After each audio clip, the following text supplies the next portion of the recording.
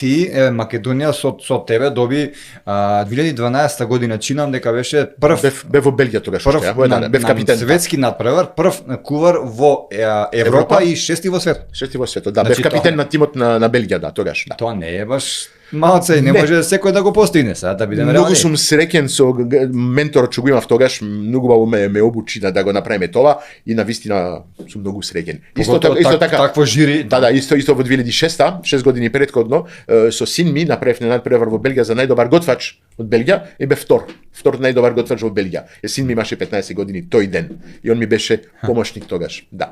Браво. Да, затоа и кога дојдов во Македонија, направив надпревар исто за македонскиот тим, да кажеме, направив исто и златна медаља и свето, бев во Истанбул, со Гастромак, тогаш беше, ама и тоа е друга приказна. Историја. Историја можеме да кажеме приказна. Да, приказна. Кратка историја беше. Беше приказна, да.